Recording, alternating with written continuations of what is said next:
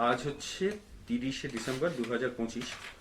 আমরা বসে আছি দেবাশিসদার সাথে রিড বেঙ্গলি বুকস এই বই ঘটের ভেতরে। তো দেবাশিসদার সাথে আমার আলাপ অনুপ রায় মশাইয়ের ক্যারিকেচারের ওপরে বই লঞ্চের সময়। সেখানে দেবাশিসদার সাথে কিছু ব্রিফ কথাবার্তা হওয়াতে দেবাশিসদা আমাদেরকে বলেন যে আমরা সবাই মিলে কেন এই আলোচনাটাকে আরেকটু আড্ডার ছলে সেমি ফর্মাল একসঙ্গে করি না কেন। তো আমি বাড়ি ফিরে আমার স্ত্রী, যিনি এখানেই আছেন, তিনি সঞ্চালনা করবেন সাক্ষাৎকারটি, নীলোফার সেন। নীলোফারের সঙ্গে আলোচনা করি বিষয়টা নিয়ে, কি প্রশ্ন আছে মাথার মধ্যে, কেননা আমি হয়তো ঠিক প্রশ্নগুলোকে ওরকম ঠিকঠাকভাবে একজন জার্নালিস্টের মতো পেশ করতে পারবো না। তো আমরা যেটা ঠিক করি সেটা হচ্ছে যে সঞ্চালনা করবেন নীলোফার প্রশ্ন দিয়ে, কিন্তু আলাপ আলোচনাটা বিবেক, আমার বন্ধু বিবেক সেনগুপ্ত, কার্টুনিস্ট, মিউজিশিয়ান, এবং দেবাশিস দেব, কার্টুনিস্ট, আর্টিস্ট, তার সঙ্গে এই কথোপকথনটাই হবে, সেইটি আমরা রেকর্ড করব পরবর্তীকালের জন্য, যাতে আমরা শুনে এই বিষয়ের আরেকটু গভীরে যেতে পারি। Yes, over to you Nilofar. দেবাশিসদা, কার্টুন বলতে আমরা তো ছোটবেলার থেকে খবরের কাগজে কার্টুন, গরমের ছুটিতে কমিক বুক, এখানে সুতারা আসতো। আমি যেহেতু দিল্লিতে বড় হয়েছি, আমরা চাম্পা পেতাম। এই কার্টুনের সাথে আমাদের ইন্ট্রোডাকশন। কিন্তু পরবর্তীকালেও কার্টুনের পড়তে ভালো লাগে। আমার পার্সোনালি এখনো কার্টুন পড়তে খুব ভালো লাগে, কিন্তু বেশিরভাগই দেখা যায় যে কার্টুন বললেই আমরা ওটাকে একটা বাচ্চাদের বিষয় বলে সরিয়ে রেখে দিই। এরকম কেন? কোনো কারণ নেই, কারণ কার্টুন এটা আমাদের একটা ভুল ধারণা। কেউ বলে দেয়নি যে কার্টুন মানেই ছোটদের হবে। হ্যাঁ, ইনফ্যাক্ট কার্টুন ফিল্ম যেটা আমরা ছোটবেলায় দেখতাম, সেগুলো মোরলেস ছোটদের জন্য হতো। আই থিঙ্ক মানে ওইখান থেকে একটা নোশন তৈরি হয়েছিল। কিন্তু কমিক্স বা কার্টুন কিন্তু কোনো সেখানে কোনো এজ বার কিন্তু কোনোদিন ছিল না, থাকার কথাও না। বেসিক্যালি এই যে ছবি যখন মুভ করে, আমার এটা মনে হয়েছে, ছবি যখন মুভ করে এবং কোনো মুভমেন্ট বা সেখানে কোনো একটা যদি ড্রামা থাকে, মিউজিক থাকে, সেগুলো ছোটদের বেশি অ্যাট্রাক্ট করে।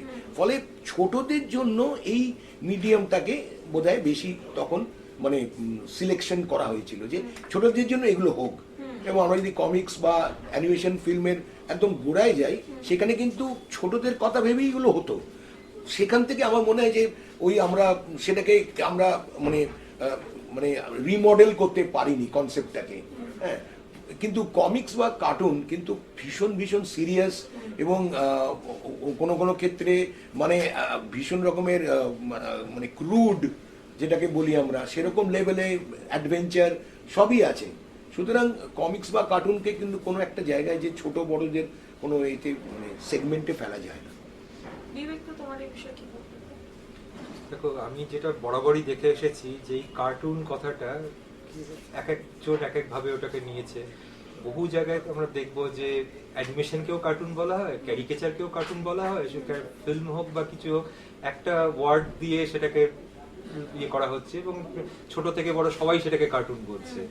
এবার হ্যাঁ, এটার মধ্যে অনেকগুলো জনরা আছে এবং সেই জায়গাগুলো ছোটরা সেটাকে ওই কমিক স্ট্রিপটাকেই তারা কার্টুন ভাবে, তেমনি আবার মিকি মাউসের সিরিজগুলোকেও তারা কার্টুন বলে। এটা এই কার্টুন বা এই মাধ্যমটাকে পপুলারাইজ করতে সাহায্য করেছে। কিন্তু হ্যাঁ, সময়ের সাথে সাথে তারাই যখন বড় হয়েছে, আমরা যখন বড় হয়েছি, তখন আমরা দেখেছি যে সেটা কার্টুনটাই ছোটদের ওই এর মধ্যে সীমাবদ্ধ নয়, তার মধ্যে অনেক ভাবার ব্যাপার আছে। মানে cartoon is not only to love, it will make you think. এবার আমরা যখন বড় হয়েছি, তখন যখন আমরা এডিটোরিয়াল কার্টুন দেখেছি বা যে কোনো রকম সোশ্যাল কার্টুন বা পকেট কার্টুন, সেগুলোর মধ্যে একটা ভাবনার বিষয় আছে। সেটা ম্যাচিওর তাদের জন্য, আমরা চারপাশে যা দেখছি সেটাকে কার্টুনিস্টরা তাদের ভাষায় ফুটিয়ে তুলছে। এবং আমরা এখন যখন when we look back, এটা একটা দেখবে একটা series of things through the eyes of cartoon, মানে এটা সময়ের ছবি যেগুলো তারা ধরে রেখেছে। সেই জন্য কার্টুন ওয়ার্ডটাকে কার্টুনে তুমি দেখবে ব্ল্যাক হিউমার থাকে, আবার ইরোটিজম থাকে ভীষণ ভাবে।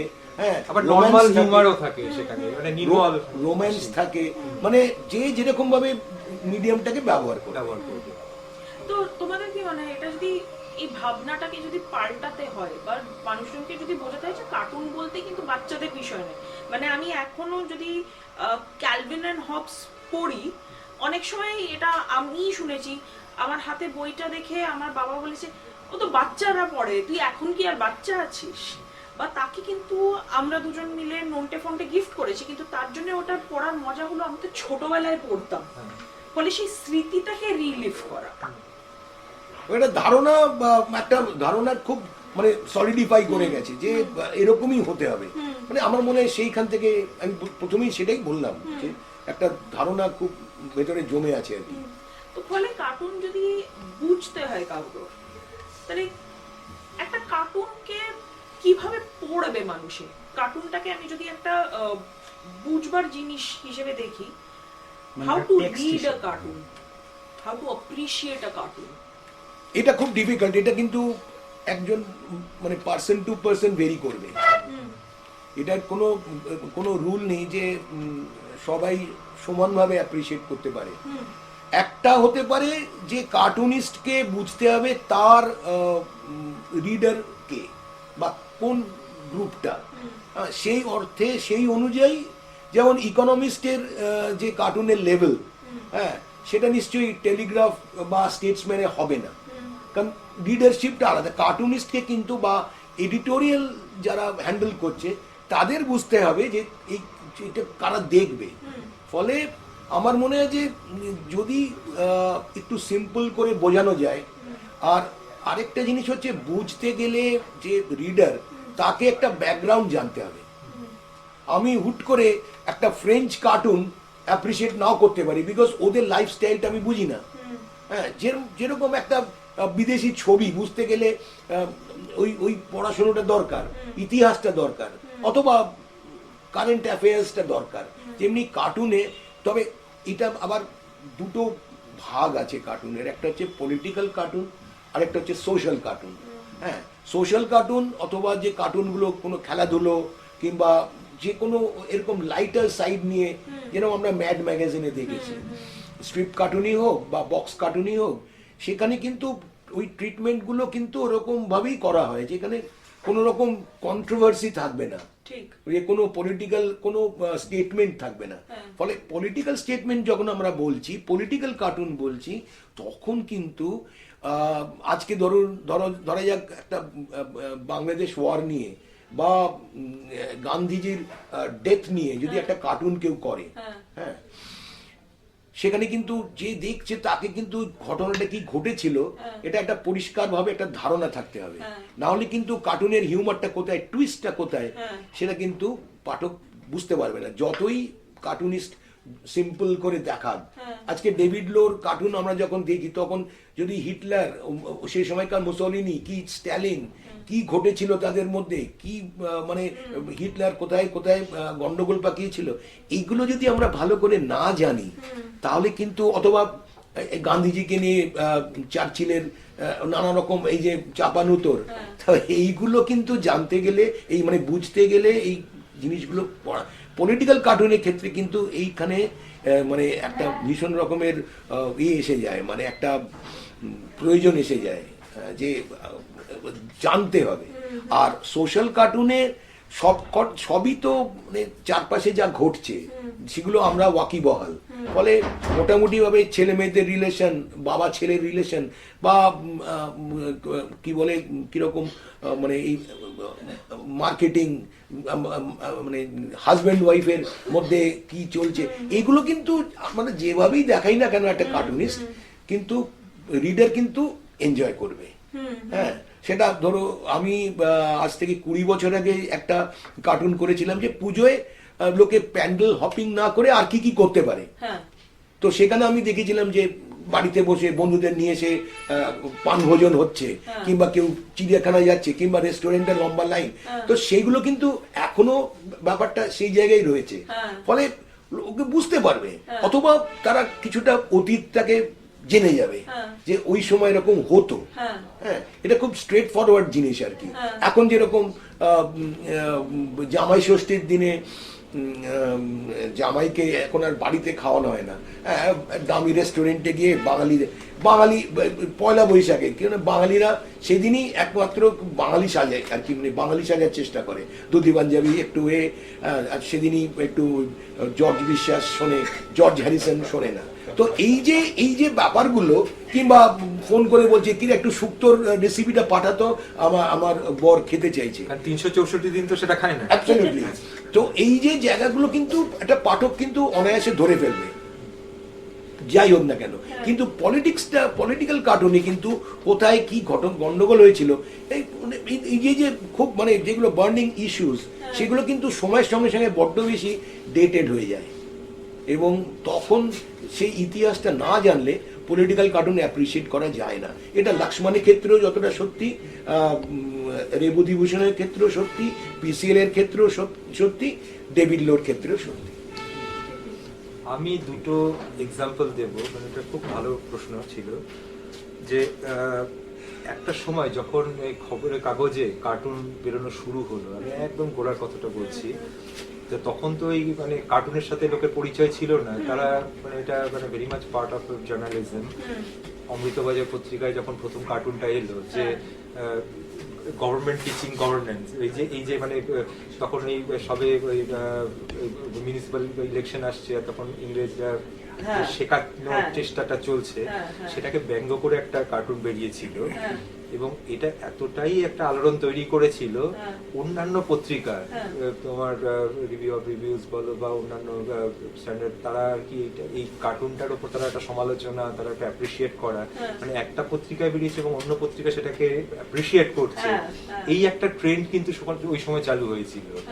এবার আমি যদি এখনকার সময় দেখি, এখন বেশিরভাগ খবরের কাগজে কার্টুনের চলটাই চলে গেছে, তো সেই জন্য এখনকার সময়ে কার্টুনের একটা গুরুত্ব নিশ্চয়ই আছে, কিন্তু সেই কার্টুনটা তারা দেখতে পাচ্ছে না। এখনকার পাঠকরা বা এখনকার জেনারেশন, তাদের কাছে মানে কার্টুন, তারা মিম দেখছে, কিন্তু কার্টুন হয়তো সোশ্যাল মিডিয়ায় ছড়িয়ে ছিটিয়ে আছে, খুব অল্প কিছু সংবাদপত্র তারা এখনো হয়তো করছে। তাদের কাছে একটা এই কার্টুন অ্যাপ্রিসিয়েশনের একটা গুরুত্ব নিশ্চয়ই আছে, তাদেরকে সেটাকে বোঝা যে এটা not like a cartoon, it is actually presenting a story. এবার সেটা তোমাকে তার পার্সপেক্টিভে তুমি সেটাকে কিভাবে ইন্টারপ্রেট করবে, তো সেই জিনিসটা হয়তো এই জেনারেশনটা পায়নি, সেটা একসময় তারা পেয়েছিল। ঠিকই, কারণ আমার মনে হচ্ছে ছোটবেলায় খবরের কাগজ খোলা মানে বাবা খুব চেষ্টা করছে যে বলছে হেডলাইন পড়, আমি প্রথমেই খুলতাম যে পাতায় লাইন দিয়ে 3-4টে কমিক বেরোতো, স্ট্রিপ কমিক্স বেরোচ্ছে বিভিন্ন দেশের, বিদেশের বেশি, সেখান থেকেই আমার ফার্স্ট ইন্ট্রোডাকশন।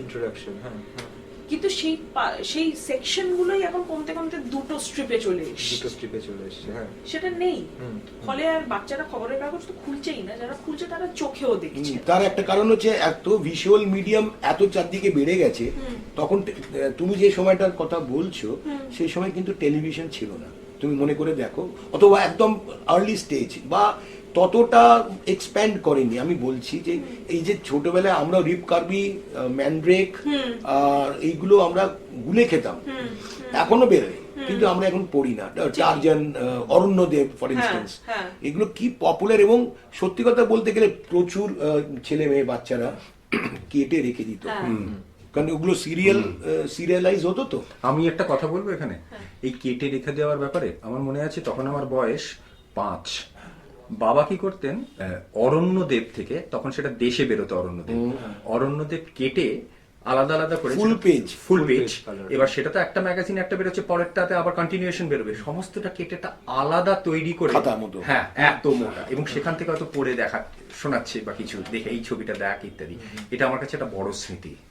অনেক কিছু আমি তো ওই খেলোয়াড়দের ছবি কেটে ওই 65 ডট স্ক্রিনে খুব ঝাপসা হতো, সেগুলো আমরা কেটে রেখে দিতাম, মানে তখন আমাদের কাছে আর কোনো মানে সোর্স ছিল না এন্টারটেইনমেন্টের। আরেকটা সেটা হচ্ছে যে মানে পড়ার থেকে আমরা কিন্তু এই ভিজুয়ালের প্রতি আমাদের কিন্তু একটা সহজাত আকর্ষণ আছে, বিকজ আমরা খুব তাড়াতাড়ি ভিজুয়ালটাকে আমরা রিলেট করতে পারি। তো একটা জিনিসকে বুঝতে গেলে পড়তে হবে, কিন্তু একটা জিনিসকে যদি দেখি, ছবি দেখি, ইমিডিয়েটলি আমরা তার সঙ্গে এটা বুঝে যাব যে একটা লোক কি করছে না, মানে একটা ছবি তৈরি হচ্ছে, মানে একটা গল্প তৈরি হচ্ছে, মানে লেখার ঝামেলা, মানে পড়ার এটার থেকে। ফলে আমরা বোধহয় ওই ভিজুয়ালটাকে বেশি এনজয় করতে করতে এই কমিক্স বা এর এই যে কার্টুন, একটা এডিটোরিয়াল কার্টুনই বলো কি একটা তোমার ওই বক্স কার্টুন বা এই সিঙ্গেল কলাম কার্টুন যেগুলো আর কি, পকেট কার্টুন, তাতে অনেক কিছু বলা হয়ে যায়। আজকে অমল চক্রবর্তীর যে কার্টুনটা, যেখানে ট্যাক্সি যখন মানে ট্যাক্সি পাওয়া যেত না, মানে কলকাতা শহরে ট্যাক্সির খুব অভাব ছিল, মানে যেতে চাইতো না, ঝামেলা হতো। সেই কার্টুনটা আমার এখনো খুব সুন্দর, মানে ভালো লেগেছিল, মনে রাখার মতন। সেটা হচ্ছে যে বিধান রায় তখন চিফ মিনিস্টার পশ্চিমবাংলার, তিনি ট্যাক্সি করে দৌড়চ্ছেন, ট্যাক্সি বেরিয়ে যাচ্ছে, অর্থাৎ কোন অ্যাকিউট লেভেলে ব্যাপারটা ঘটেছে আর কি, যে চিফ মিনিস্টারও ট্যাক্সি পাচ্ছে না। এটা কি 60-এর শেষের দিকের কথা বলছেন? না, এটা 60-এর গোড়ার দিকে। কারণ তখন অমলদা ওই সবে তির্যক শুরু হয়েছে, দ্যাট ওয়াজ ইন 61, এবং অমলদা কেই ভাগ দেওয়া হয়েছিল। তখন অমলদা এক বছর মোটামুটি রেগুলার তির্যক করতো, আরো অনেকেই করতো। পকেট কার্টুন সেই আনন্দবাজারে শুরু হয়। আচ্ছা, তো ভিজুয়ালটাকে আমরা এইভাবেই কিন্তু কাজে লাগিয়েছি, যে খুব চটজলদি পাঠককে আগে ধরে নিতে হবে পড়ার ঝামেলার থেকে। এটা অনেক মানে ইজি মেথড আর কি। এই ট্যাক্সির কথা বলাতে আমার হঠাৎ মনে পড়লো, এটা অবশ্য কোনো কেউ চাইনি পত্রিকার জন্য না, আমি নিজেই করেছিলাম, সেটা পোস্ট করেছিলাম। পুজোর সময়, আমি বোধহয় বছর কয়েক আগের পুজোয়, আপনার মনে থাকবে, তখন একটা ট্যাক্সি নিয়ে আমার হঠাৎ মনে হলো যে কলকাতা বললেই তো একটা হলুদ ট্যাক্সি, এইটা নিয়ে একটা ব্যঙ্গ করে কি করা যায়। তো তখনই ঠিক পুজোয় সপ্তমী অষ্টমী তখন একবারে দেদারিয়ে চলছে ওই সময়কার যে ওই বছরের যে মেইন অ্যাট্রাকশন, সব বছরই তো একটা কোনো অ্যাট্রাকশন যেটা নিয়ে একটা বিশাল হাইপ তৈরি হয়। তো ওই সবাই রেডি হয়ে ঠিক ওই কোভিড এর বছর বা তার পরের বছর সব মুখে মাস্ক টাস্ক পরে ট্যাক্সিওয়ালাকে বলছে, ট্যাক্সিওয়ালা জিজ্ঞেস করছে বুর্জ খালিফা 20 টাকা বেশি দেবেন। ওই বছর বোধহয় বুর্জ খালিফা একটা কিছু তৈরি হয়েছিল, আর ট্যাক্সিওয়ালাদের চিরকালই যে তাহলে 20 টাকা বেশি। তো ওই তখন এরকম ভাবে মাথায় ক্রেজ ছিল, সেই বছরের ক্রেজ ছিল, প্যান্ডেল ক্রেজ ছিল। আর তুমি যে প্রশ্নটা দিয়ে শুরু করলে যে কেলভিন এন্ড হবস, তুমি একটা সময় দেখবে যে ছোটবেলায় তুমি যখন যেটা পড়েছিলে, তুমি কেলভিন হবসকে একভাবে দেখেছো, যত সময় বেড়েছে গল্পটার মানে কিন্তু আস্তে আস্তে তোমার কাছে চেঞ্জ হচ্ছে। এখন তুমি যে চোখে দেখছো সেই চোখে কিন্তু ছোটবেলায় দেখিনি। কিন্তু এটার মধ্যে না দেবাশিসটা তুমি বলছিলে, তখন আমার মাথায় দিচ্ছে যে ভিজুয়ালিও সেই বয়সে কিন্তু আমি সবসময় বিল ওয়াটারসনের ওই লেয়ার্ড টেক্সটটা হয়তো বুঝছি না, কিন্তু ওই যে ভিজুয়ালটা, একটা চুলখাড়া একটা বাচ্চা, তার একটা বাঘ বন্ধু, এমনকি তার বাবা মাকেও যেভাবে বানিয়েছে, ওই ভিজুয়াল গুলোই তো খুব মজার লাগতো। ভেরি সিম্পল, মানে ছোটদের জন্যই প্রায় করা। খালি উইজার্ড অফ ইভ যেটা, ওটা কিন্তু একটু ছোটদের জন্য নয়। ফলে আজও যখন আমি ক্যালভিন এন্ড হবস পড়ছি, এখন আমি ওটার কনটেক্সটটা ধরতে পারছি অবশ্যই, কিন্তু তাও মজার জায়গাটা হচ্ছে ওই খাড়া চুল বাচ্চা আর ওই বাঘ তার বন্ধুটা, ওই ভিজুয়ালটা তো নিজের মধ্যেই খুব অ্যাট্রাকটিভ। কারণ তখন ছোটবেলায় আমরা হচ্ছে কেলভিনের দলে, কেলভিন যা ভাবছে আমরাও তাই ভাবছি, আর এখন বড় হয়ে আমরা হচ্ছে কেলভিনের বাবার দলে, যে কি করতে চাইছে, কি বলতে চাইছে। আমি কিন্তু এখনো ক্যালভিনের দলে আছি। আমরা একদম সেটাই বোধহয় প্রথম যখন এই কেলভিনের বইটা বেরিয়েছিল, তখন বোধহয় পেছনে যে ওটার যে একটা সামারি লেখা হয়েছিল, তখন মানে যিনি ওটা ফরওয়ার্ড লিখেছেন, আমার নামটা মনে পড়ছে না, তো তিনি ওটা বলেছিলেন যে ছোটদের জন্য ছোট হয়ে ছোটদের গল্প লেখা, এটা কিন্তু সব থেকে ডিফিকাল্ট জিনিস, যেটা বিল ওয়াটারসন সুন্দরভাবে করে দেখাতে পারছেন, যে ওই যে মেন্টালিটি, ওই জায়গায় গিয়ে ওর মতন করে ভাবা, এটাই ওই কেলভিন হবসের একটা সাকসেস স্টোরি। অ্যাবসলিউটলি। ফলে আমার যেমন কেলভিন, ওর যেমন কেলভিন, যেহেতু এটা নিয়ে চর্চা করলো বলে আরেকটু বলছি, আমার কিন্তু তেমনি স্নুপিকে খুব ভালো লাগে। এবং স্নুপিকে ভালো লাগার বোধহয়, যেটা আমি একদিন ওই দেবাশিসদার সঙ্গে যেদিন প্রথম আলাপ হয় সেদিন বলছিলাম যে আমার ওই স্কোয়ার ফ্রেমটার মধ্যে সব হচ্ছে, ওটার ফ্রেম সাইজও বদলায় না, ওই যে স্কোয়ার ফ্রেমটা আমাকে কি কারণে যেন প্রচন্ড অ্যাট্রাক্ট করে, কারণটা এখন বুঝি, সেটা অন্য বিষয়, সে প্রসঙ্গে যাচ্ছি না, কিন্তু ওই ফ্রেম এবং তার মধ্যে স্নুপির একটা উদাস যে ব্যাপারটা, সেটা মাঝে মধ্যে ভেসে একটা স্নুপি আমাকে অ্যাট্রাক্ট করতো। ঠিক আছে, মানে স্নুপি শুয়ে ঘুমিয়ে পড়ে। হ্যাঁ ঘুমিয়ে পড়ে, হ্যাঁ, হ্যাঁ। ছাতের উপর। স্নুপি লার্জলি কোনো টেক্সট নেই ওখানে, হ্যাঁ, ওটাই ভিজুয়াল একদম। উপরে। আমার আরেকটা খুব প্রিয় ছিল লক হাউন্স, হ্যাঁ ওই হাজবেন্ড ওয়াইফ দুজনে, হ্যাঁ। এবং লোকটা কি অদ্ভুত। আমি দেখছি আর ওর বউ বলছে at one time used to look at me like this, খাবারটা দেখে খুব করছে, ওর বউ বলছে মানে there was a time when he used to look at me like this। তো মানে এই দুজনের মধ্যে চাপার মতো ঝগড়া হচ্ছে, হচ্ছে। হ্যাঁ ঠিকই। তাহলে আচ্ছা, তুমি যেরকম ইতিহাসটা কিছুটা ধরলে, আমি সেই খাতিরেই খুঁজে পাওয়া যায় সবই ঠিক আছে, কিন্তু যেহেতু তোমরা এটা নিয়ে এতদিন কাজ করেছো এবং তোমার লেখায় এটার উল্লেখ আছে, এই জায়গাটা একদম আমি একটা ফ্যাক্টকে অন রেকর্ড ধরে রাখতে চাইছি যে কার্টুন শব্দটা, এটার ইতিহাসটা কি? কার্টুন এবং ক্যারিকেচার তুমি খুব অদ্ভুতভাবে তুমি দেখবে যে দুটোরই যখন মানে ইতিহাস খুঁজতে যাচ্ছ না, সেই তোমাকে টেনে নিয়ে যাবে ইটালিতে। মানে অদ্ভুত ব্যাপার, মানে অন্য কোথাও হতে পারে, ইটালি কেন? হ্যাঁ ক্যারিকেচার এই ওয়ার্ডটা এসছে একটা ক্যারিকেয়ার ওয়ার্ডটা থেকে, যেটার মানে হচ্ছে টু লোড, মানে কিছুকে তুমি একটা মানে জাস্ট একটা সামহাও একটা লোড করছো। তেমনি কার্টুন কথাটার মানে হচ্ছে কার্টুনে, যেটা মানে হচ্ছে একটা ফার্স্ট ড্রাফট, বা ওটার আরেকটাও মানে আছে যেটা হচ্ছে ওই কোনো একটা ওই প্যাকেজিং করার যে মেটেরিয়ালটাকে সেটাকেও বলে তার মানে কি যেখান থেকে আমরা কার্টন। হ্যাঁ, তো সেই দুটোই কিন্তু ওই ইটালি থেকে এসছে। আমরা যদি পিছিয়ে যাই যে কার্টুনের গোড়ার কথা, যে কার্টুন বা ক্যারিকেচারের গোড়ার কথা, তো ক্যারিকেচার কার্টুনের বহু আগে থেকে ক্যারিকেচার ইয়ে হয়েছে, এবং তোমার গ্রিকের সময়, রোমানদের সময় বা তারও আগে, একদম তোমার তুমি যদি বলো একদম গুহা চিত্র সবাই একটা ডকুমেন্ট করার একটা চেষ্টা। এবং একটা সময় ছিল ওই তোমার একদম শুরুর দিকে, তোমার 1200 শতক 1300 শতকে, তখন এই উচ্চবিত্তের লোকেরা এই যে নিম্নবিত্তের লোকেদের যে মানে আমরা যেটাকে বলি বডি শেমিং করা উচিত না, ওরা কিন্তু অ্যাকচুয়ালি এটা বডি শেমিংই করতো। তাদের এই যে বেটে বামুন, তাদেরকে একটা এক্সাজারেট করে সেটাকে নিয়ে একটা মজা করার একটা ছলে এই ব্যাপারটাকে চালু করেছিল। কার্টুন ওয়ার্ড টু ক্যারিকেচার ওয়ার্ডটাও তখনও আসে, একটা হিউমার ইলাস্ট্রেশন সেই সব দিয়ে কিন্তু শুরু করেছিল। তুমি ভেবে দেখবে যে যখন গ্রিকদের যে অ্যাম্ফোরা গুলোতে ওই অরেঞ্জ রঙের অ্যাম্ফোরার মধ্যে যে সিলুয়েট যে আঁকা, ভীষণ স্টাইলাইজড আঁকা, তার মানে ওই স্ট্রাকচার নিয়ে খেলার শুরু কিন্তু তখনও হয়ে গেছে। তুমি যদি ওই গথিক ওই মিডিয়েভেল সময়কার গথিক গির্জাগুলোতে তুমি যাও, ওই যে গার্গয়ের যে মূর্তিগুলো, তার সাথে কার্টুন বা ক্যারিকেচারের কোনো সম্পর্ক নেই, কিন্তু তার ওই যে ডিফর্ম করা, বডিটাকে ডিফর্ম করা, বিভৎসতা দেখানোর জন্য তারা ইয়ে করে যে তারা হচ্ছে গার্ডিয়ান অফ দ্য, যারা এটাকে ইভিল ইয়ের থেকে প্রোটেক্ট করবে। অনেক সময় সেগুলো ওখানকার তারা ফাউন্টেন হিসেবে, জল যাওয়ার জায়গা হিসেবে বানায়, কিন্তু জিনিসটা কিন্তু তখন থেকে শুরু হয়ে গেছে। তার মানে দেখতে পাচ্ছি যে ওই যে একটা হিউম্যান ফিগার, সেটাকে যে ভেঙে চুড়ে যে সেটাকে নিয়ে একটা এক্সপেরিমেন্ট করা, সেই ব্যাপারটা কিন্তু চালু হয়ে গেছিল, আস্তে আস্তে গ্র্যাজুয়ালি হচ্ছে।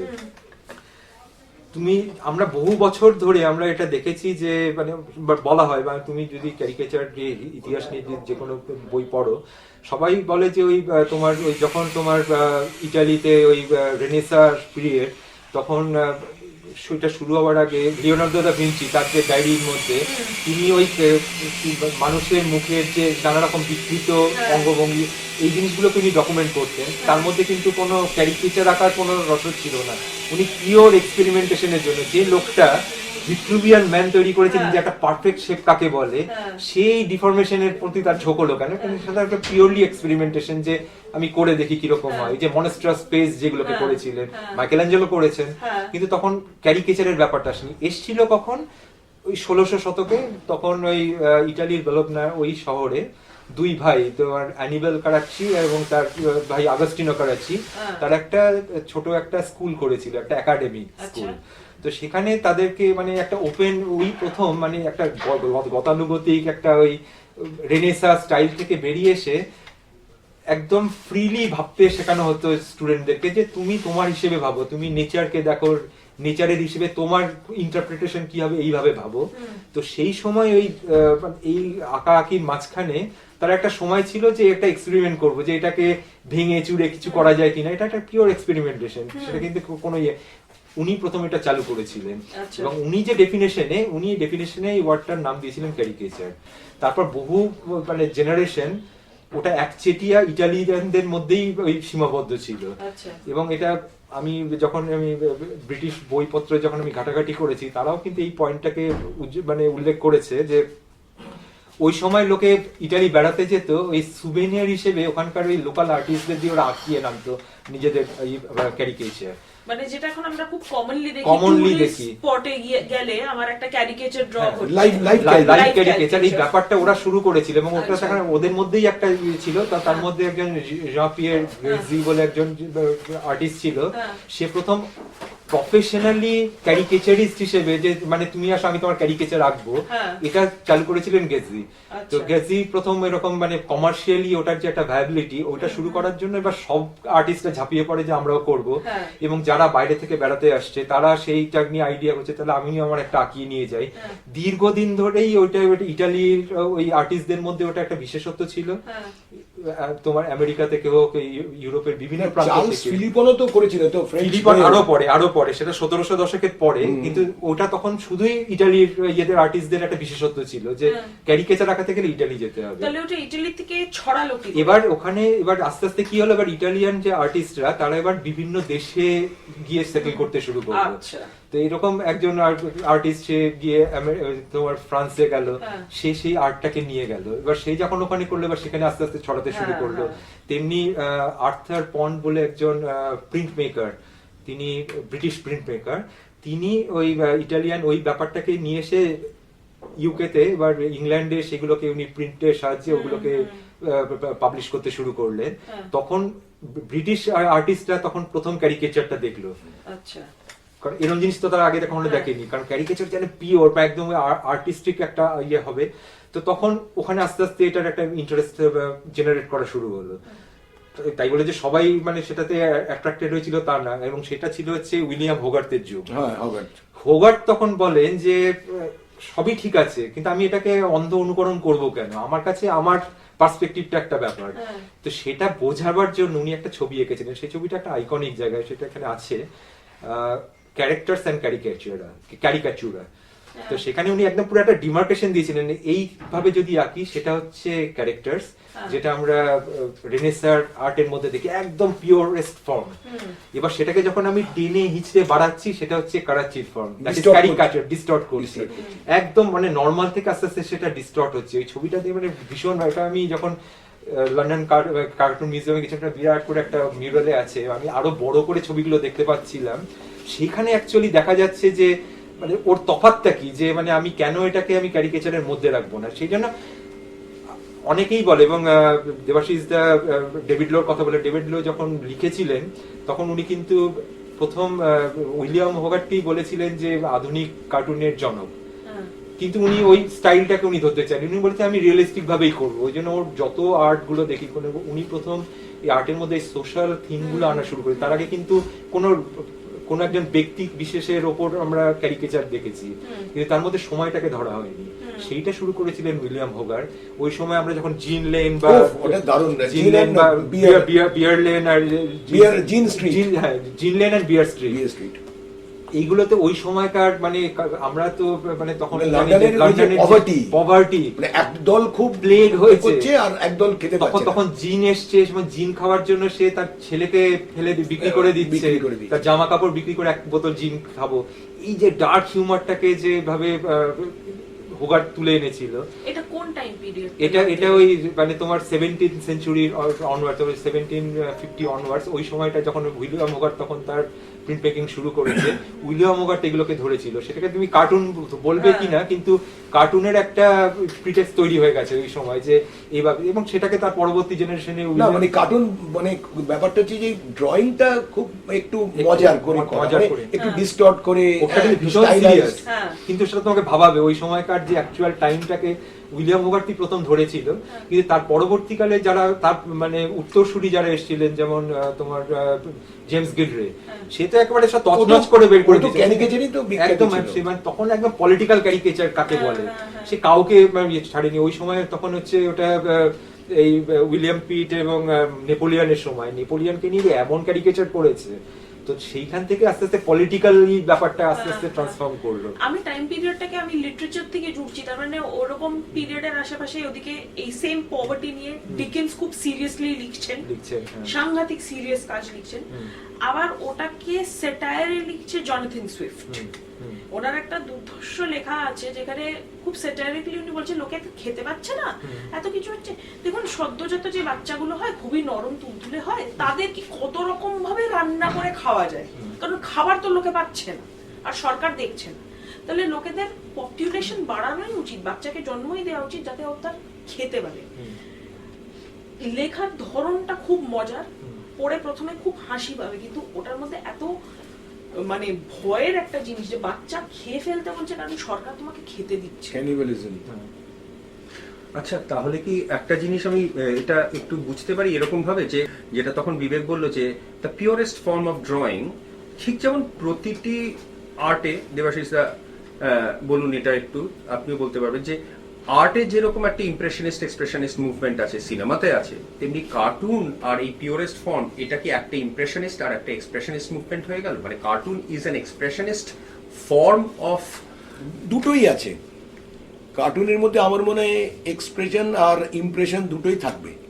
এটা ডিপেন্ড করছে কার্টুনিস্ট কিভাবে বিষয়টাকে হ্যান্ডেল করছে, তার ড্রয়িংয়ের ক্যাপাসিটি অথবা তার ড্রয়িংয়ের যে উৎকর্ষ সেটা কোন লেভেলের, সে কিভাবে জিনিসটাকে আলটিমেটলি হ্যান্ডেল করছে, কিভাবে এন্ড প্রোডাক্টটাকে দিকে যাচ্ছে।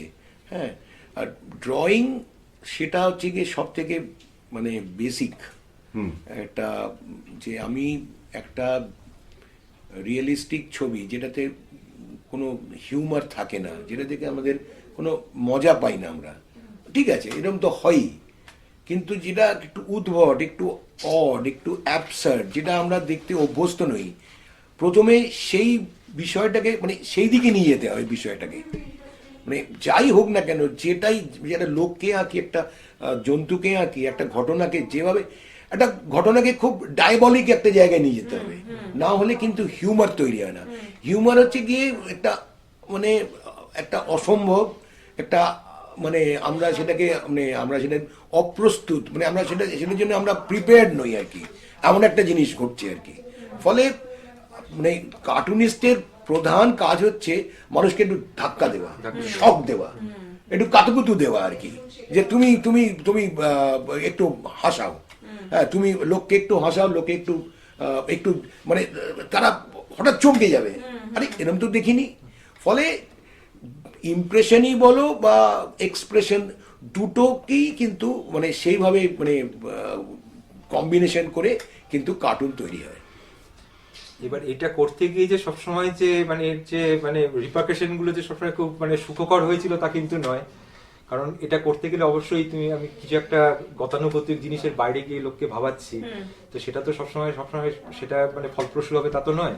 এবং তার মধ্যে এবার যদি সেটা বিশেষ করে যদি কোনো এস্টাবলিশমেন্টের এগেনস্টে চলে যায়, তারাও সেটাকে ভালোভাবে নেবে না। এবার আমি যে যখন তোমাকে বলছিলাম, তুমি দেখো আস্তে আস্তে কিভাবে একটা লোকের ছবি, সেখান থেকে একটা সময়ের ছবি, তারপর সেখান থেকে পলিটিক্যাল ওয়ান, এরপরে তোমার ওই 1800 শতকের ওই সময়টা যেটা আপনি চার্লস ফিলিপনের কথা বললেন, ওটা আবার আরেকটা অধ্যায় শুরু হলো। তো ওই সময় আর কি তখন ফ্রান্সের রাজা ছিলেন এবার লুই ফিলিপ। এবার লুই ফিলিপ তখন বোধহয় ওই যখন সে পাওয়ারে এসেছিল, সে তখন অনেক প্রতিশ্রুতি দিয়ে এসেছিলেন ওই ফ্রিডম অফ ওপিনিয়ন, কিন্তু এসেই আর কি তার সময় সব পাল্টে গেল।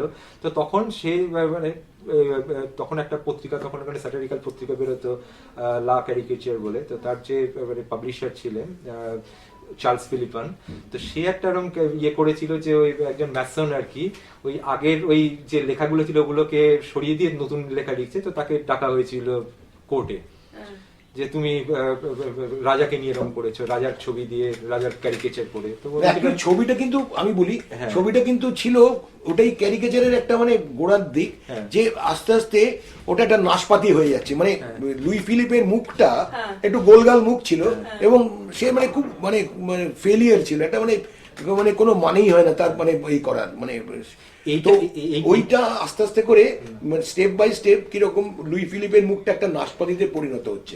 আমি এটা ঠিক আগের ঘটনাটা বলছি, এটা হচ্ছে ওই ম্যাসনের ছবিটা। তো তারা বক্তব্য বললো যে এটা হচ্ছে রাজা, তাই বলে আমি তো কোথাও রাজা লিখিনি, তা তোমরা রাজা বলছে এখানে দেখো মুখের মিল আছে। ও তখন ওই কোর্টের মধ্যে বলেছিল যে মুখের মিল তো সব জায়গায় থাকতে পারে, এই যেমন একটা ইয়ে হচ্ছে রাজার মুখ, এটা রাজার মুখ। তো ওরা সবাই বললো হ্যাঁ। এবার ওটাকে একটা ট্রান্সফর্ম করতে করতে একটা পেয়ারাকে দেখিয়ে দিল, দেখো রাজার মুখ আর পেয়ারা। এবার তোমরা দেখো এবার কি বলবে যে রাজাকে পেয়ারা করেছে। এবার সেইটা যে ওই যে কোর্টে বসে যে ওই যে আঁকাটা এঁকেছিলেন, এবার পেয়ারা কথাটা যে লা পেয়ার, এই কথাটা অ্যাকচুয়ালি যদি আমি ফ্রেঞ্চ টার্ম দেখি, সেটার একটা আরেকটা মানে হয় ইডিয়েট, ওয়ার্ডলেস।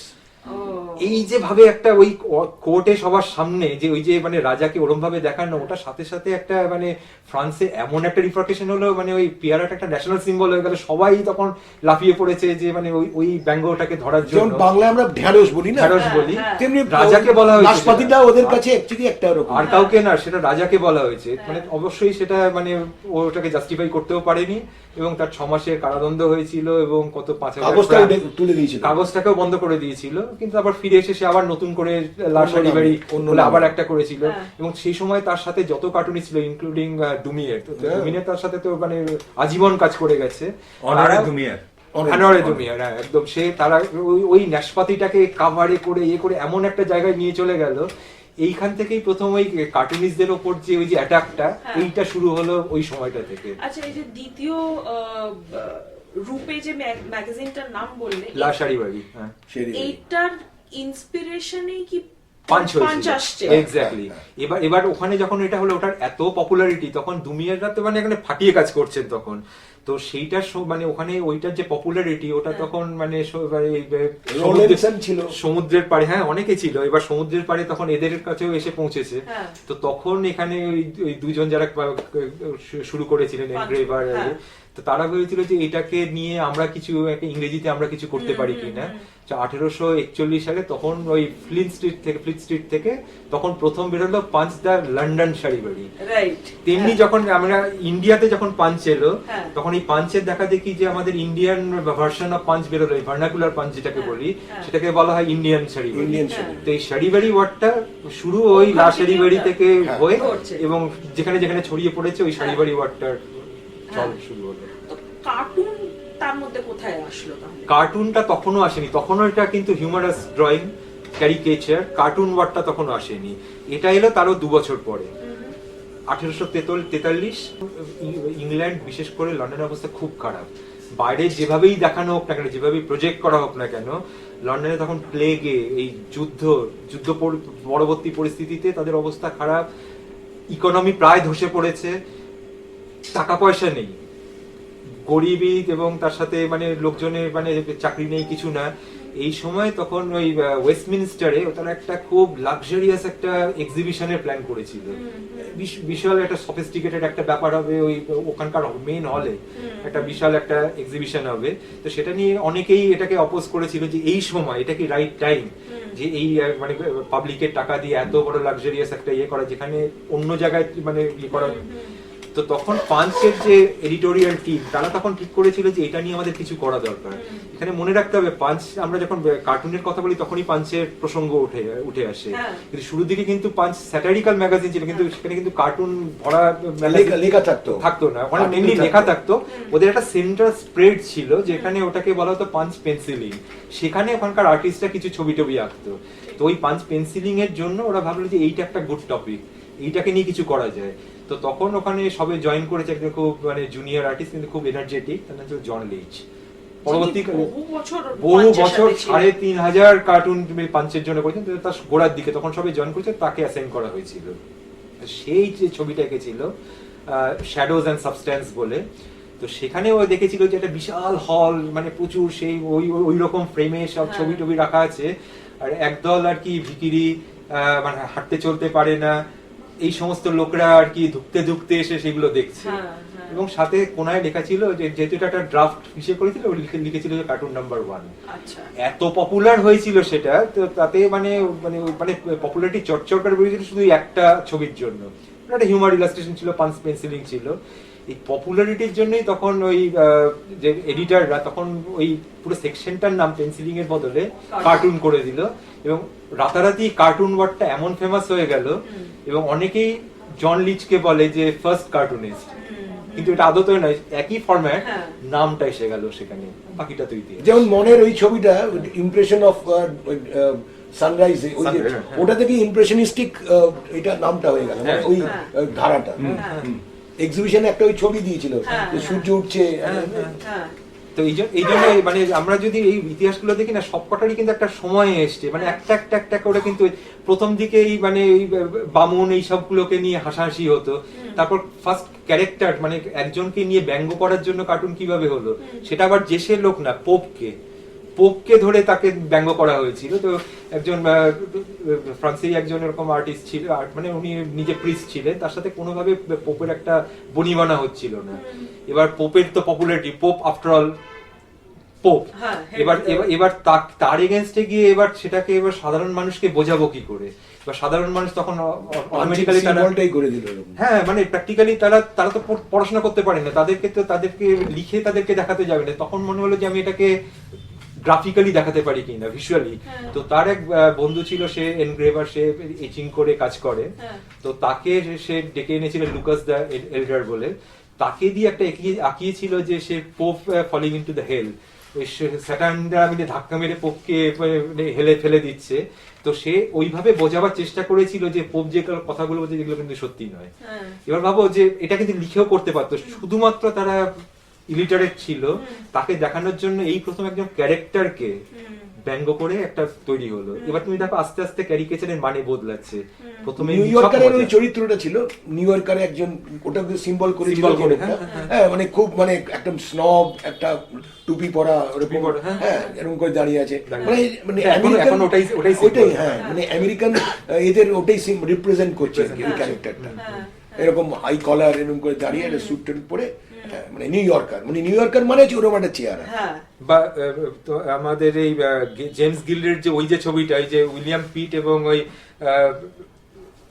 নেপোলিয়ান বসে ওই ওয়ার্ল্ড ভাগাভাগি করে খাচ্ছে, পুডিং ইন ডেঞ্জার, এত আর্টিস্ট এত ভার্সন করেছে। রিসেন্ট ভার্সনটা হচ্ছে পুতিন আর ট্রাম্প মিলে ভাগাভাগি করছে যে গ্রিনল্যান্ড কার্ড, মানে সেই ফিরে ফিরে আমাদের সেই পুরোনো জিনিসগুলোকে আমরা নিয়ে আসছি। তাহলে যদি এখনকার সময় আমি আসি, পলিটিক্যাল কার্টুন এখনো চলছে, গ্লোবালি চলছে, কিন্তু তুমি আরো আগের থেকে কার্টুনিং, বিবেকদা তুমি আর একটু পরে, কিন্তু সময়টা কিভাবে পাল্টেছে, মানে একটা আর্টিস্টের জন্য, একটা কার্টুন আর্টিস্টের জন্য, একজন ইলাস্ট্রেটরের জন্য পলিটিক্যাল কার্টুন করা কতটা সহজ বা কতটা ডিফিকাল্ট। আমি কেন প্রশ্নটা করছি, কালকেই আমরা শঙ্করের কথা বলছিলাম। শঙ্কর তো ইজ লার্জলি নোন ফর, একসময় নেহরুর যেভাবে উনি কার্টুন করেছেন, আর সেটাকে নেহরু নিজে প্রশ্রয় দিয়েছেন, ডোন্ট স্পেয়ার মি, আইকনিক একটা লাইন। কিন্তু সেখান থেকে আস্তে আস্তে, আর তুমি যেরকম ইতিহাসটা বললে, ওদের উপরে অ্যাটাক চিরকালই হচ্ছে, কিন্তু আজ এসে যেখানে আমরা দাঁড়িয়েছি যে একটা গোটা অফিস পুড়িয়ে দেওয়া হচ্ছে, ফ্রান্স যেটা উইটনেস করলো ওটার সময়, যে একটা গোটা অফিস পুড়িয়ে দেওয়া হলো। তো আজকের দিনে দাঁড়িয়ে how easy or how difficult is it, নাকি এটা প্রতিবাদের ভাষা হয়ে যাচ্ছে? প্রতিবাদের ভাষা তো চিরকালই ছিল, কার্টুন তো প্রতিবাদ, মানে পলিটিক্যাল কার্টুন, আর সোশ্যাল স্যাটায়ার একরকম, সেখানে একটু ঠাট্টাই আর কি স্টেজে ব্যাপারটা থাকে, সেখানেও কেউ কেউ রেখে কোনো মেয়েদের, কোনো বিশেষ ধরনের মেয়েদের কোনো শ্রেণীর যদি বলা হয়, যাদের নিয়ে মজা করা হয়, হ্যাঁ, অথবা বাড়ির বউ বা কর্তা অমুক তমুক এই ক্লাসটা, কিন্তু এখানে যেটা হচ্ছে যে কোনো স্পেসিফাই করা হচ্ছে না যে অমুক লোক। আমি বলতে পারি যে না, তুমি কেন বলছো, আমি একটা মাছলার সঙ্গে একটা লোকের ঝগড়া হচ্ছে বা একজন লোক কিপটে, তার মানে এই নয় যে আমি এটা কোনো পার্টিকুলার লোককে আমি কিপটে বলছি। কিন্তু পলিটিক্যাল যে এটা মানে পলিটিক্যাল লেভেলে যখন হয় তখন দুরকম হয়। এক হচ্ছে ডিরেক্ট একটা মানুষকে আক্রমণ করা, কোনো লিডারকে আক্রমণ করা, কোনো স্টেটসম্যান বা হেড অফ দ্য স্টেটকে আক্রমণ করা, এটা না হলে তো কার্টুন জমে না। অথবা এবং আরেকটা হচ্ছে কোনো একটা বিশেষ গোষ্ঠী বা কোনো ইনস্টিটিউশনকে আক্রমণ করা। এই দুটো করলে যদি একটা মানে মানে স্পেসিফিক কোনো মানে রিলিজিয়াস কোনো একে আমরা গ্রুপকে আমরা অ্যাটাক করি, সেটা স্পেসিফিক হয়ে যাচ্ছে। সেখানে তুমি বলতে পারবে না যে আমি তো ভাই বুদ্ধিস্টদের নিয়ে কিছু বলিনি, বা আমি মুসলিমদের নিয়ে কিছু বলি, কি হিন্দুদের নিয়ে। তখন তোমাকে তো স্পেসিফাই করতেই হবে, তুমি একটা ওম চিহ্ন লাগাতেই হবে। ফলে সঙ্গে সঙ্গে তোমার কার্টুনটা কিন্তু মার্কড হয়ে যাচ্ছে যে তুমি এদের অ্যাটাক করছো। ফলে যাদের তুমি অ্যান্টাগনাইজ করছো, রাগিয়ে দিচ্ছ, সেটা সহজভাবে হয়ে যায়। কিন্তু তুমি বললে সঙ্গে সঙ্গে সেটা রিঅ্যাক্ট অন্যভাবে ইন্টারপ্রেট করছে। এই নয় যে আমি একটা মধ্যবিত্ত বাঙালিকে দেখালাম, তারা তাদের যে ফ্লস গুলো বা তাদের যে কি বলবো, তাদের যে মানে মানে লিমিটেশনস গুলো বা হোয়াট এভার, তাতে কিন্তু আমি কোনো স্পেসিফিক লোককে করছি, আমি একটা গোষ্ঠীকে করছি, মানে মধ্যবিত্ত বাঙালি। কারণ আমাকে কোনো মধ্যবিত্ত বাঙালি সবাই এসে আমাকে আক্রমণ করবে না, কারণ কেউ সেটাকে তার ঘাড়ে নেবে না। হ্যাঁ, তো ও করেছে, ওকে নিয়ে বলেছে, আমার পাশের বাড়ি। কিন্তু তুমি একটা ইনস্টিটিউশনকে নিয়ে পার্টিকুলারলি বলো, সেখানে কিন্তু তোমাকে ওই ইনস্টিটিউশন নিজে বুঝতে পারছে যে আমাকেই কেন্দ্র করে বলছে। আজকে যে আমার একটা যদি কোনো মানে কোনো একটা এক্সট্রিম কোনো ধর্মের কোনো জায়গাকে আমরা বলি, তখন সেখান থেকে আমি কিন্তু বেরিয়ে আসতে হবে, স্পেসিফাই হয়ে গেছে। ফলে টার্গেটটাও সেই সময় হয়ে যাচ্ছে। এবং এখন তো রেজিলিয়েন্স কমে গেছে, এখন লোকের ধৈর্য কমে গেছে, ইনস্টিটিউশন বলো, ইন্ডিভিজুয়াল বলো। কারণ এখন সোশ্যাল মিডিয়া বলো, প্রিন্ট মিডিয়া বলো, যা বলবে, আজকে আমি একটা কিছু করলাম, সঙ্গে সঙ্গে 1 ঘন্টার মধ্যে লোকে জেনে যাচ্ছে।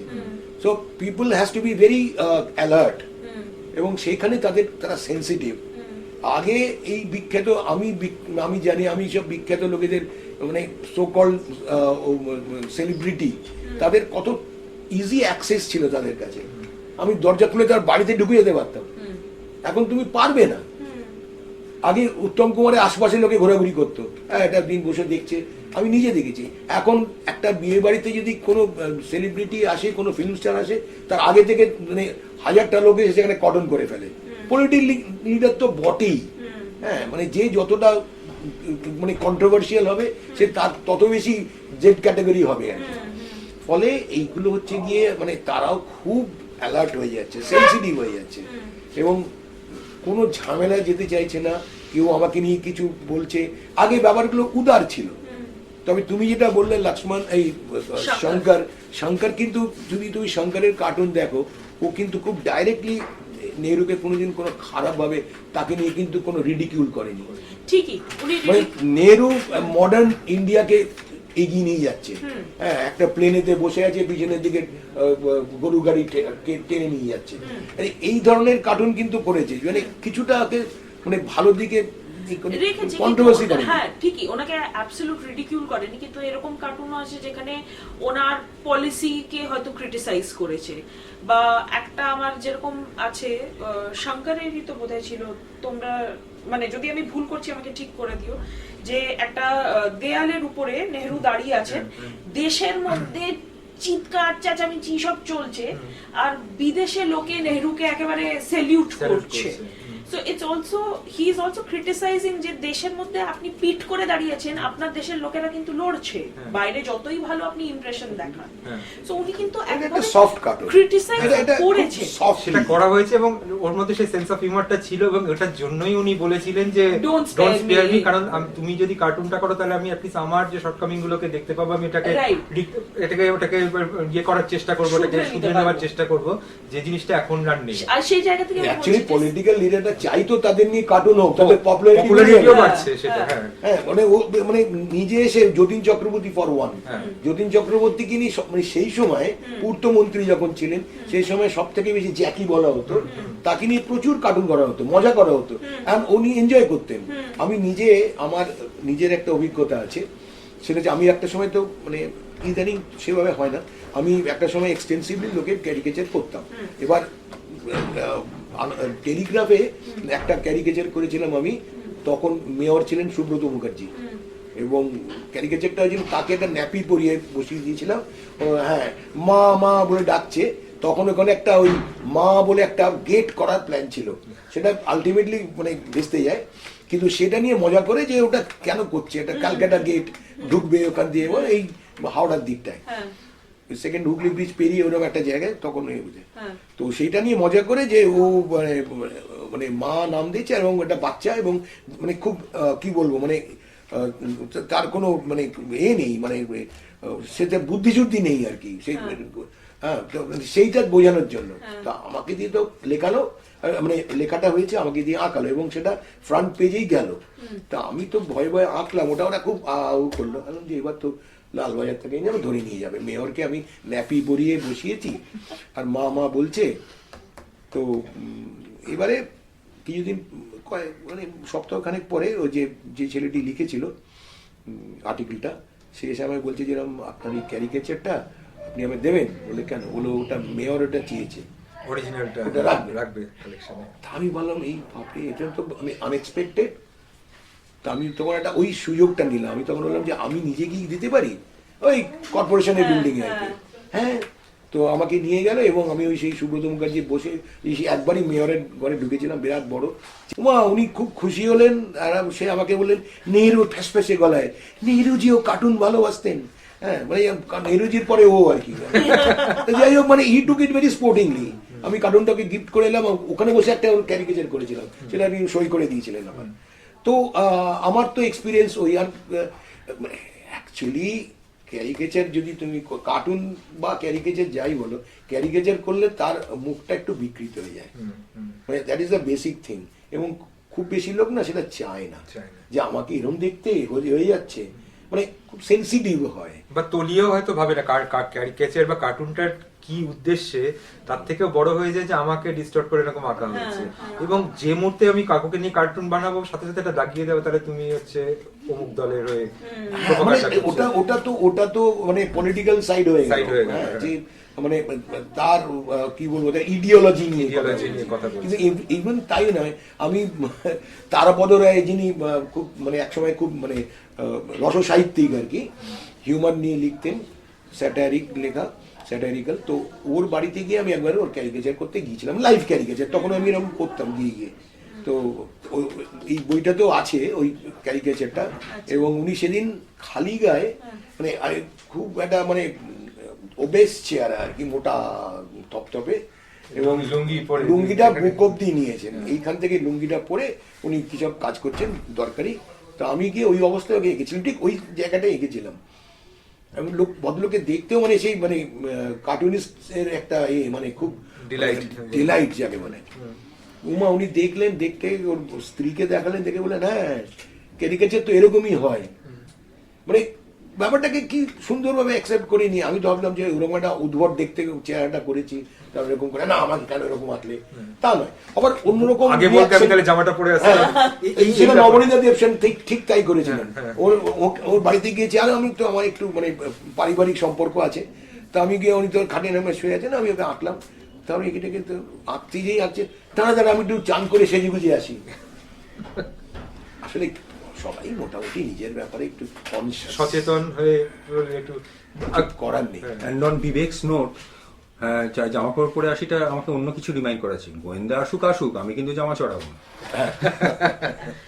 তবে এটা একটা খুব ভালো প্রসঙ্গ। তো এই যখন শঙ্করের কথা উঠলো, একটা কার্টুন একটা সময় একটা উদ্দেশ্যে বানানো হয়েছিল, সময়ের সাথে সাথে সেটা কতভাবে মিসইন্টারপ্রেট হয়ে হয়ে হয়ে এখন তার পুরো মানেই বদলে যাচ্ছে, সেটার একটা আইডিয়াল উদাহরণ হচ্ছে, আমরা জানি না এই কার্টুনটা তোমরা দেখেছো কিনা, এটা ভেরি পপুলার কার্টুন, নেহেরু এবং আম্বেদকর, বাবা সাহেব আম্বেদকরকে নিয়ে।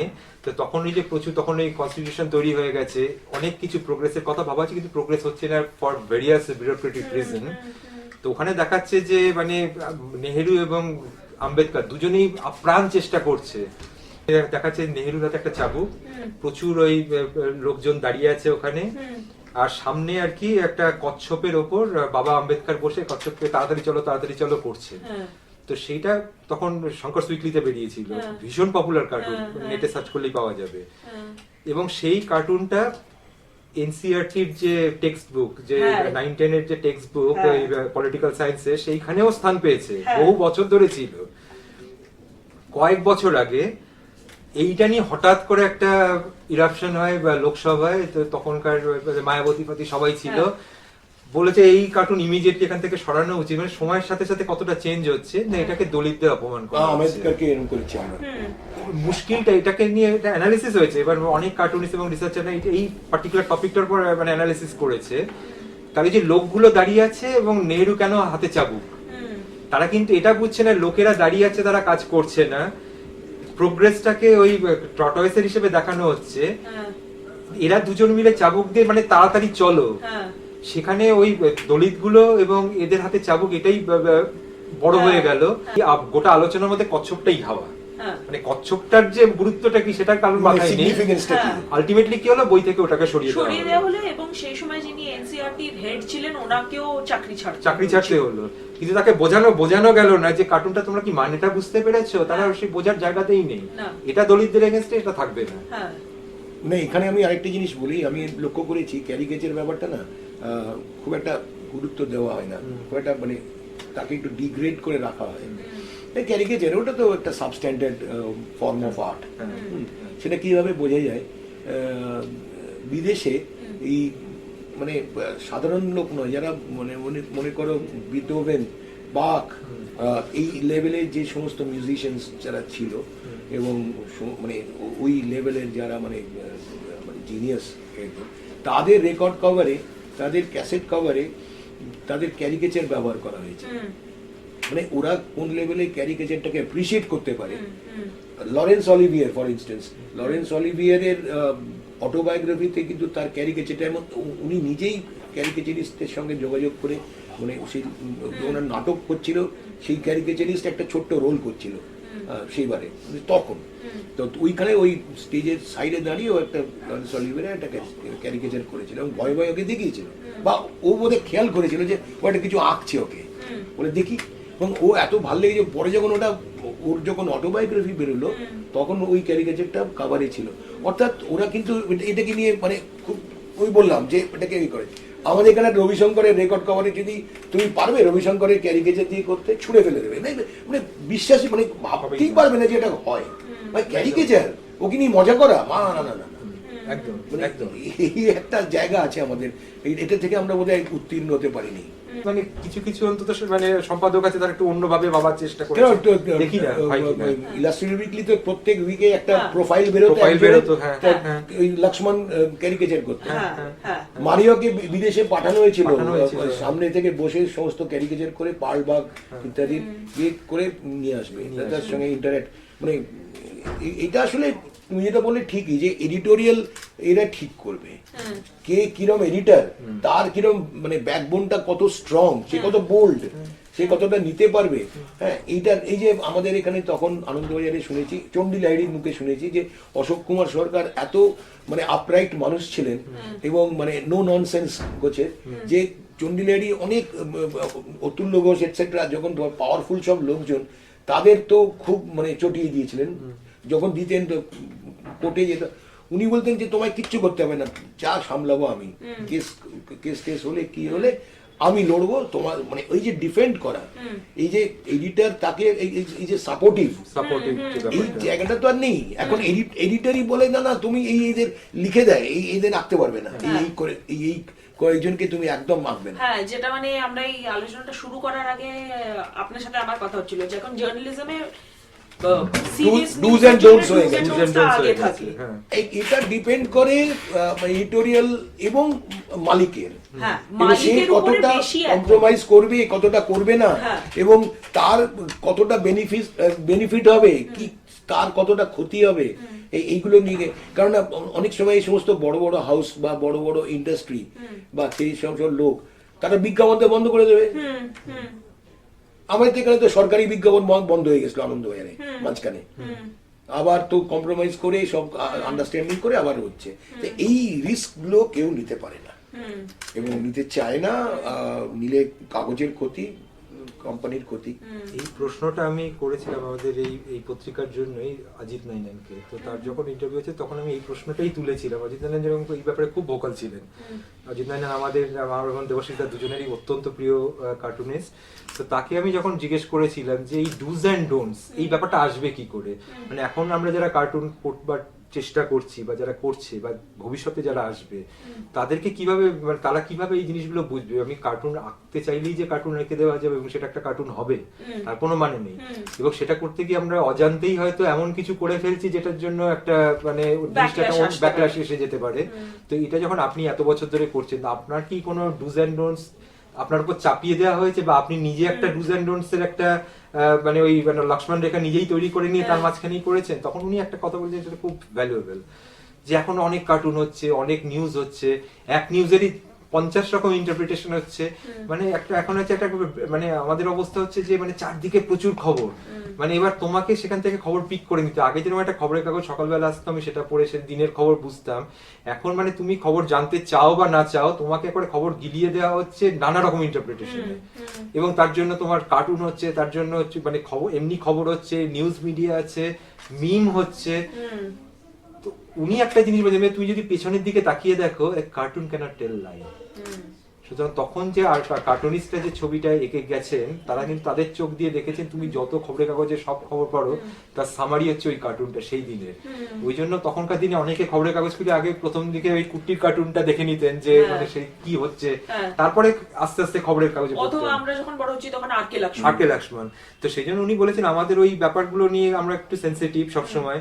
পলিটিক্যাল কার্টুন আমাদের ফ্রি হ্যান্ড দেওয়া হয়েছিল যে তুমি তোমার মতন করে করো, সেখানে কোনো ইয়ে নেই। কিন্তু সোশ্যাল কার্টুন করার সময় আমাদেরকে একটুখানি সংযত হতে হবে।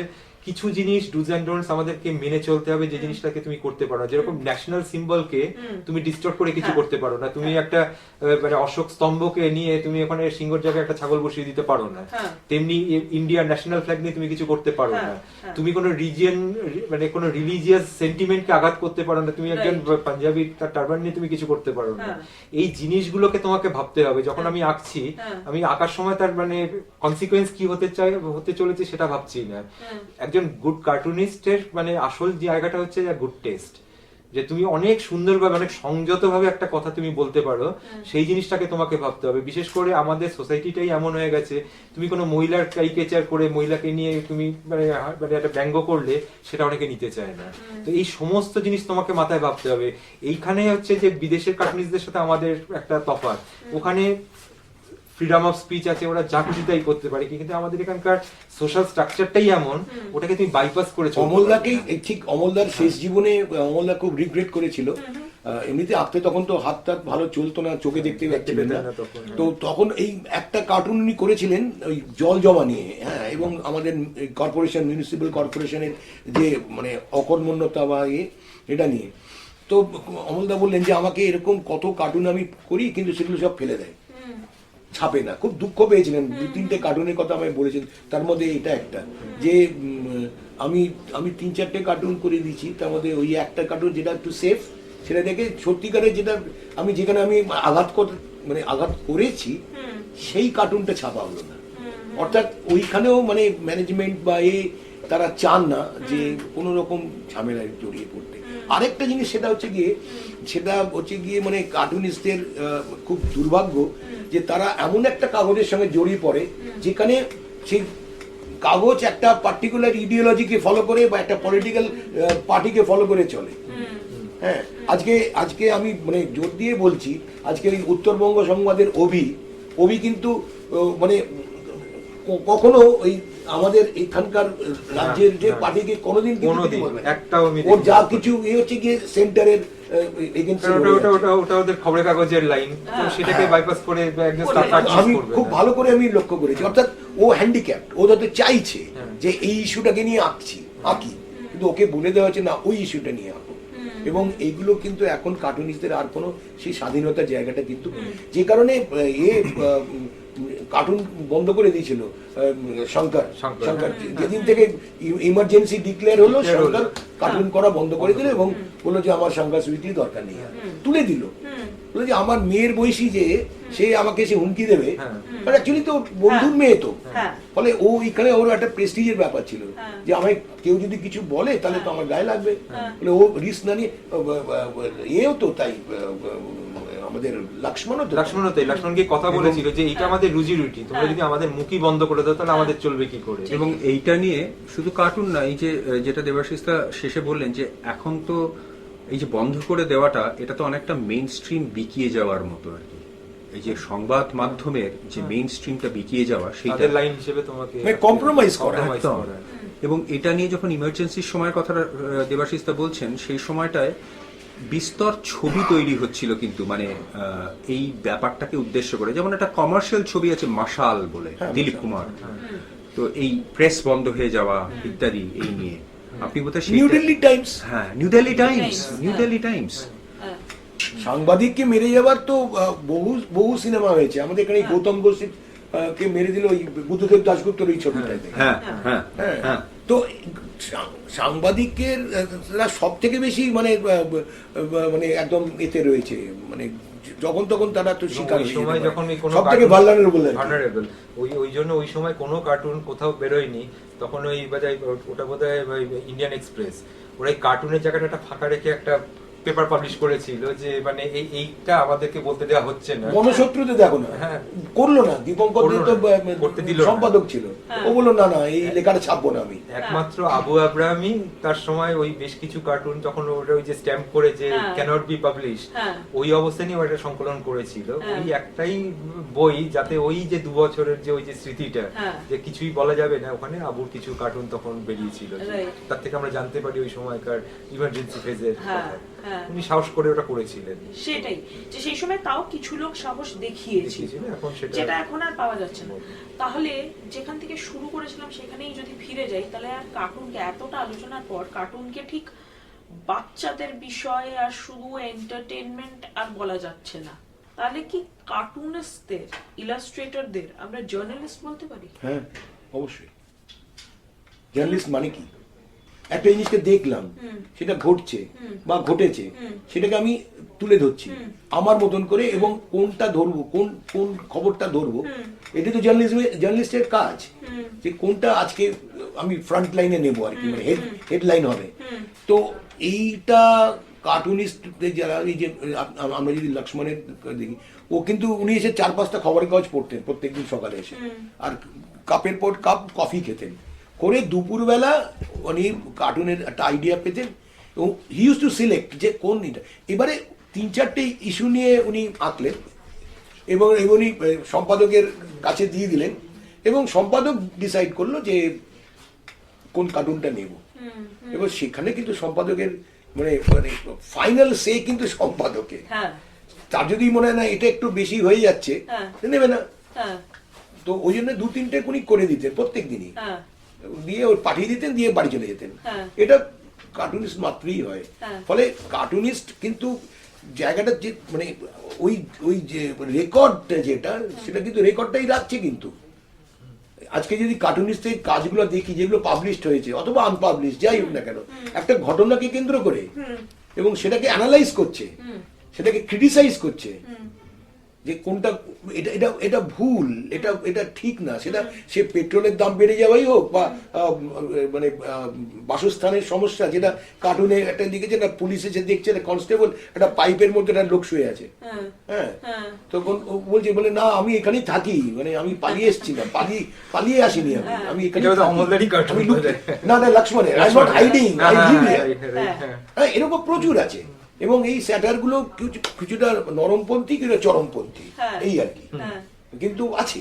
একটা লোক হাতি করে হাতির পেটে চেয়ে অফিস যাচ্ছে, বলে ফুয়েল দাম, পেট্রোলের দাম, মানে হাতির পিঠে চড়ে যাওয়াটা আই ফাইন্ড ইট চিপার। তো এই যে এক একটা মানে ধাক্কা দেওয়া, এবং সেই সময় যে পেট্রোলের দাম বেড়েছিল, এটা তো রেকর্ড করা হচ্ছে। ফলে আমরা যদি লক্ষ্মণের কার্টুন দেখি, আমরা বুঝতে পারি যে বোম্বে শহরেতে কিভাবে থাকার জায়গার অভাব, মানে একটা বাড়ি, মানে অসাধারণ কার্টুনটা, যে একটা বাড়ির শোবার ঘর, পাশের বাড়ির কি বলে ওই বারান্দাটা বেরিয়ে এসছে, একটা লোক দাঁড়িয়ে আছে এরভাবে, একটা বাড়ির ঘরের মধ্যে আরেকটা পাশের বাড়ির টেরেসটা, ওপেন টেরেসটা ঝুলে রয়েছে।